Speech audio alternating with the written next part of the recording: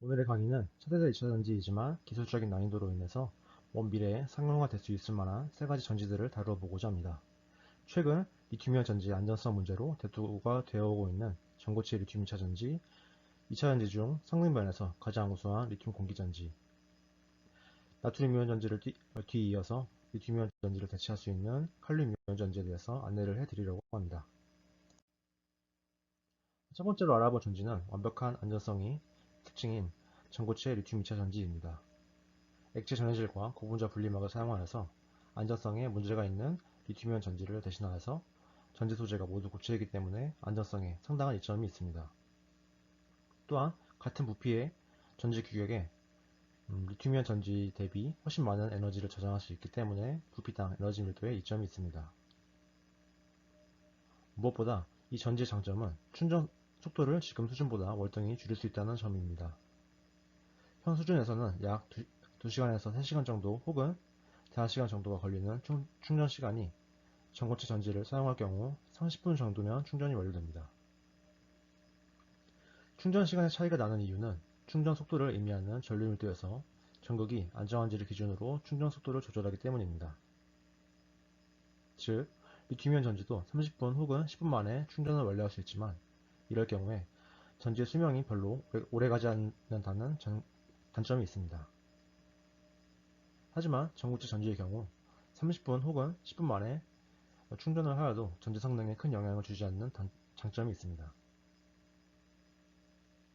전고체 리튬 2차 전지의 개발 수준은 핵심 소재에 해당하는 고체 전해질의 성능 개발에 초점이 맞추어져 있습니다. 고체 전해질의 개발 목표는 액체 전해질 수준으로 이온 전도도를 달성하는 것입니다. 이 전지는 또한 리튬 황전지와 유사한 상용화 목표가 발표되고 있습니다.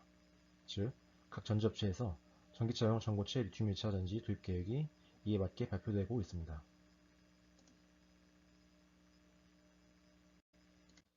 전고체 리튬 2차 전지의 작동 원리는 리튬이온 전지와 유사합니다. 양극과 음극에서 리튬이온의 산화환원 반응으로 작동하게 됩니다. 단, 리튬이온 전지에서는 리튬 양이온이 액체 상태인 전해질을 내에서 대류를 통해 자유롭게 이동하였지만 리튬 전고체 전지에서는 고체 상태인 전해질 내에서 확산에 의해서만 이동하게 됩니다. 즉, 고체 전해질과 리튬 양이온과 전자가 교환하는 부분인 전해질과 전극 소재 계면에서의 저항이 상당히 클 수밖에 없음을 의미합니다. 이러한 전고체 전지의 주요 소재는 리튬이온 전지와 약간 다른 특징을 갖습니다. 전해질이 고체인 덕분에 분리막의 기능까지 하게 되어서 분리막이 따로 필요가 없습니다. 그리고 음극으로는 리튬 금속, 리튬 중간층, 카본계 음극 소재, 차나노계 소재, 합금계 소재, 무음극 등 다양한 소재가 사용될 수 있지만 리튬 금속 음극이 가장 유력하게 개발되어 오고 있습니다. 다음 장에서는 전고체형 전지용 두 가지 주요 음극에 대해서 자세히 알아보도록 하겠습니다. 첫 번째는 무음극입니다. 무음극은 이론상으로 음극에 집전체만 존재하고 리튬이온을 보관할 수 있는 어떠한 소재도 존재하지 않는 전지의 형태입니다. 즉, 음극이 존재하지 않기 때문에 그 공간을 양극이 더 차지하여서 전지의 에너지 밀도를 증가시키거나 제외된 음극의 부피를 줄여서 전지의 부피를 줄일 수 있다는 장점이 있습니다. 이 전지의 리튬이온 저장 원리는 집전체 표면에 리튬이온이 가역적으로 증축되고 제거되는 것입니다. 액체 전해질에서는 이 반응이 심각한 부반응으로 인해서 수명 특성에 심각한 저하가 있습니다. 단, 고체 전해질에서는 이러한 부반응 현상이 덜하여서 수명 특성에 큰 저하가 덜한 편입니다. 이러한 전지 형태가 바로 적용될 수 없는 이론상의 기술이지만 음극을 최소화하거나 최소한의 인공층 음극 집전체 표면에 형성하는 등의 방식으로 전고체 전지에 적용할 수 있습니다. 이 전지에서 가장 중요하게 개발되어야 하는 부분은 단연 고체 전해질입니다. 고체 전해질의 개발 목표가 액체 전해질급이란 점을 감안할 때 불가능한 목표 같지만 이미 액체 전해질을 상회하는 고체 전해질이 연구되어 보고되었습니다. 단, 보고된 고체 전해질은 상용화가 불가능한 고가의 히토류가 사용된 소재입니다. 혹은 황화물계 고체 전해질도 매우 우수한 성능을 나타내지만 황화수소 가스가 발생하여서 환경과 사람에게 치명적일 수 있다는 단점이 있습니다. 산화물계 고체 전해질의 경우에 성능은 비록 저조하고 단가가 비교적 낮은 편이지만 현실적으로 성능이 너무 낮아서 많은 개발이 요구되고 있습니다. 향후 개발 방향으로는 반복해서 말씀드린 것처럼 액체 전해질급의 고체 전해질을 개발하는 것입니다. 또한 전극 소재와 고체 전해질 사이 계면의 저항을 최소화시키는 다양한 방법들이 연구되고 있습니다. 단연 경제성을 최적화시키는 방향으로 이러한 개발들이 진행되어야 합니다. 다음으로 알아볼 전지는 리튬 공기전지입니다. 리튬 공기전지는 말 그대로 대기 중에 공기, 즉 산소를 원료로 작동하는 전지입니다. 단, 대기 중에 산소의 함량이 약 21% 정도이고 그 외 불순물 등을 많이 포함하고 있어 순수한 산소가스를 필요로 합니다. 그럼에도 이 전지는 2차 전지 중 가장 높은 에너지 밀도를 자랑합니다.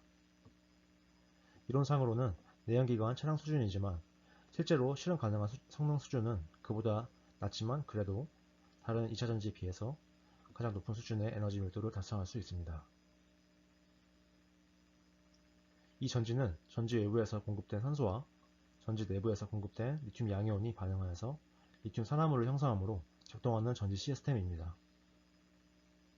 이 리튬 산화물의 용량이 높아서 에너지 밀도를 향상시키는 장점이 있지만 반응성이 너무 좋아서 많은 문제를 일으키기도 합니다. 이러한 리튬 산화물의 반응성 문제로 이를 극복하기 위한 다양한 연구가 진행 중이며 먼 미래형 차세대 2차 전지로 분류되어 있기 때문에 상용화까지는 먼 미래를 내다보아야 합니다. 이전 장에서 말씀드린 리튬 공기전지의 작동 원리를 좀 더 자세히 알아보겠습니다. 기본적으로 2차 전지는 각 전극에서의 가역적인 산화환원 반응으로 작동합니다. 이 리튬 공기전지의 핵심 산화환원 반응은 양극인 공기극 표면에서 형성되는 리튬 양이온과 산소 음이온의 화학 반응입니다. 양극 표면에 형성되는 산화 리튬의 양이 많을수록 에너지 밀도가 증가하기 때문에 양극의 표면적을 최대화하기 위해서 카본 소재를 사용하기도 하지만 이 카본 소재와 산화 리튬이 반응하여서 탄산 리튬이란 불순물을 형성하게 됩니다.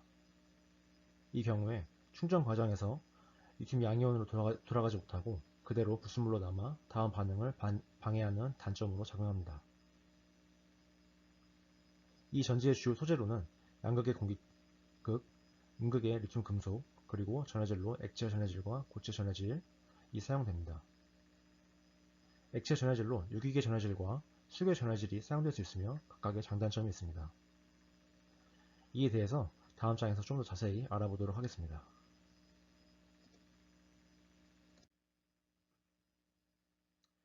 이 리튬 공기전지의 가장 우선적인 개선사항은 양극인 공기극 계면에 형성되는 탄산 리튬을 형성시키지 않는 것입니다. 다음으로 개선되어야 하는 문제는 리튬 금속 음극의 안전성입니다. 두 가지 문제 중에 양극에서의 부반응으로 형성되는 탄산 리튬의 문제가 가장 심각하기 때문에 이를 해결하기 위해 물을 기반으로 하는 수계 전해질이 연구되고 있습니다. 수계 전해질을 사용하는 경우에 산화 리튬과 탄산 리튬이 모두 전해질에 쉽게 용해되어서 양극에서의 대부분의 문제를 해결할 수 있게 됩니다. 하지만 리튬 금속 음극이 물과 반응할 경우 높은 반응성을 나타내기 때문에 오히려 리튬 음극에서 리튬 양이온을 제대로 공급해주지 못하는 단점이 있습니다. 이러한 이유로 수계 전해질이 적용될 경우에 리튬 금속 음극의 표면에 인공층 등을 적용하여서 표면을 보호하는 기술이 연구되고 있습니다. 리튬 음극이 수계 전해질에 상당히 취약하여서 유기 전해질을 그대로 쓸 때 양극에서 탄산 리튬의 형성을 효과적으로 억제하는 기술이 꾸준히 연구되고 있습니다. 첫 번째 방법은 순수 카본을 그대로 전극에 사용하는 것이 아니라 다른 금속과 합금의 형태로 존재하는 카본을 사용하여서 탄산 리튬의 형성을 억제하는 방법이 있습니다. 두 번째 방법으로는 형성된 탄산 리튬을 효과적으로 분해할 수 있도록 촉매를 적용하는 방법입니다. 가장 효과적인 촉매 소재로는 백금이 있습니다. 이 백금은 공기극에 적용될 경우에 탄산 리튬조차도 가역적으로 형성되고 분해시키기도 합니다. 단, 백금이 너무나 고가이기 때문에 이를 대체하기 위한 대체 소재 탐색 연구가 지속적으로 진행되고 있습니다.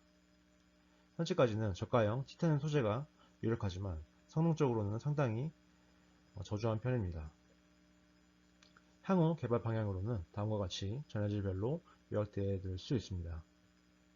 수계 전해질의 경우에는 리튬 금속이 수계 전해질과 반응하여서 발생할 수 있는 문제들을 개선시키는 방향으로 연구가 진행될 필요가 있습니다. 유기계 전해질의 경우에는 가역적인 전지 반응이 발생할 수 있도록 저가형 고성능 촉매 기술과 낮은 반응성을 갖는 고성능 전해질이 연구되어야 합니다. 고체 전해질의 경우에는 고체 전해질의 개발을 기본으로 하되 황화물계 전해질의 경우 수분과의 반응으로 형성되는 황화수소 가스의 억제, 세라믹계 전해질의 경우에는 리튬 금속과의 환원 문제 개선과 같은 넓은 반응 면적을 확보하기 위한 계면 제어 기술이 연구될 필요가 있습니다. 마지막으로 알아볼 먼 미래형 차세대 2차 전지는 칼륨 이온 전지입니다. 나트륨 이온 전지 시대가 이제 막 시작하게 되면서 리튬 이온 전지보다 리튬 원료를 사용하지 않으면서 저가이지만 성능이 유사한 전지에 대한 관심이 높아졌습니다. 이러한 관점에서 칼륨 이온 전지는 나트륨 이온 전지보다 높은 가능성을 갖고 있습니다. 칼륨 자원도 나트륨 자원과 마찬가지로 매우 풍부하며 환원 전압이 리튬과 유사하기 때문에 칼륨 이온 전지의 평균 전압이 리튬 이온 전지와 흡사합니다. 이는 칼륨 이온 전지의 에너지 밀도가 리튬 이온 전지와 유사한 수준까지 증가할 수 있음을 의미합니다. 단, 이 전지의 개발 수준이 나트륨 이온 전지 대비 낮으며 지금까지 개발된 소재들로 주로 전극에 편중되어 있습니다. 이러한 이유로 칼륨 이온 전지의 상용화 단계 진입을 위해서 전해질 및 바인더 등의 다양한 개발이 종합적으로 진행되어야 할 필요가 있습니다. 칼륨 이온 전지의 작동 원리는 리튬 이온 전지 및 나트륨 이온 전지와 동일합니다. 암극과 음극에서의 산화 혼합 반응을 기초로 작동합니다. 칼륨 이온 전지 명칭 그대로 칼륨 이온을 전하 전달 매개체로 하며 칼륨 이온의 장점은 이온의 반응성이 리튬과 나트륨 이온에 비하여 신속하다는 장점이 있습니다. 단, 칼륨 이온의 반경이 다소 커서 전극의 부피 변화와 이로 인한 전극의 손상은 전지 성능을 저하시키는 단점으로 작용합니다. 칼륨 이온 전지의 주요 소재로는 나트륨 이온 전지와 거의 동일합니다. 암극으로는 층산계, 시안계, 유기계 소재가 주로 사용되며 음극으로는 카본계의 소재가 주로 사용됩니다. 분리막은 나트륨 이온 전지에서 주로 사용되는 글라스 필터가 사용됩니다. 전해질도 유기용 및 전해질이 주로 사용됩니다. 칼륨 이온 전지의 개선점으로는 전지에서 발생하는 심각한 열화 현상이 반드시 개선되어야 하며 이러한 열화 현상의 원인은 주로 칼륨 이온의 큰 이온 반경과 높은 반응성입니다. 또한 이론상의 에너지 밀도는 리튬 이온 전지와 유사하지만 실제 실험상으로 얻어지는 에너지 밀도는 이에 한창 못 미칩니다. 이는 고성능의 전극 소재가 아직 개발되지 못하였기 때문입니다. 이온 반경이 큰 칼륨 이온 전지를 효과적으로 저장할 수 있는 소재가 리튬 이온 전지 혹은 나트륨 이온 전지용 전극 소재와는 구조적으로 차이가 있을 수밖에 없기 때문에 다양한 신규 소재에 대한 탐색과 발굴 연구가 진행되고 있습니다.